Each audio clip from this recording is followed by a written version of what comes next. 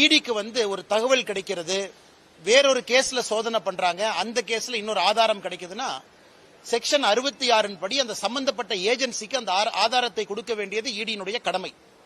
இந்த true value home சம்பந்தப்பட்ட ஒரு சிபிஐ வழக்கு 2024 திரு KN நேரு அவர்களுக்கு சம்பந்தப்பட்ட அவருடைய தம்பி KN ரவிச்சந்திரன், KN மணிவண்ணன் அவர்களுடைய இல்லத்துல வேறு வேறு பகுதியில் நடத்தப்பட்ட ரைடில் கிடைக்கப்பட்ட ஆதாரங்கள், இவங்க junior engineer, assistant engineer, down planning officer, sanitary inspector உட்பட 2538 போஸ்டிங்.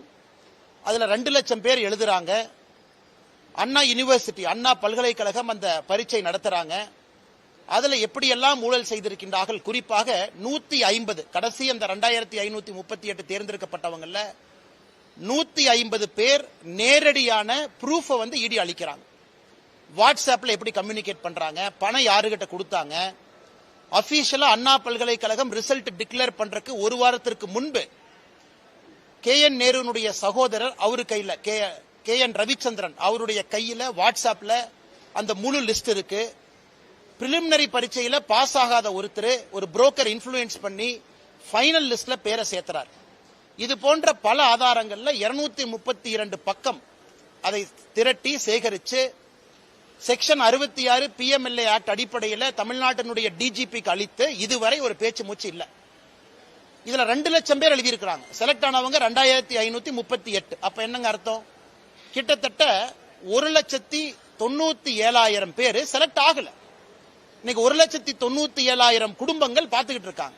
மீடியா நண்பர்களை, தமிழக அரசை நியாயமான முறையில் தேர்ந்தெடுக்காம 25 லட்சத்திலிருந்து 35 லட்சம் ரூபாய் வரை பணம் வாங்கி வேறு வேறு இடத்துல புரோக்கர் மூலமாக அதை நிறைய அக்கவுண்ட் மூலமாக மணி லாண்டரிங் பண்ணிருக்கிறாங்க.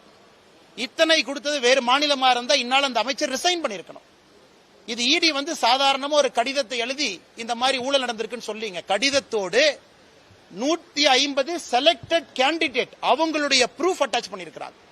அதன் பிறகு KN Ravichandran, KN Manivannan, KN நேருனுடைய உடன் பிறந்த சகோதரர்கள் 2 பேரு, அந்த ட்ரூ வேல்யூ ஹோம்ஸ்ல பணிபுரியக்கூடிய 4 பேர், 6 பேர்த்தினுடைய வாட்ஸ்அப் மொபைல் போனுடைய டிரான்ஸ்கிரிப்ட், அவங்களுக்குள்ள என்ன பேசினாங்க, ஒரு புரோக்கர் KN ரவிச்சந்திரன் அவங்ககிட்ட பேசின ரெக்கார்டட் கால், இத்தனை விஷயத்தை கொடுத்து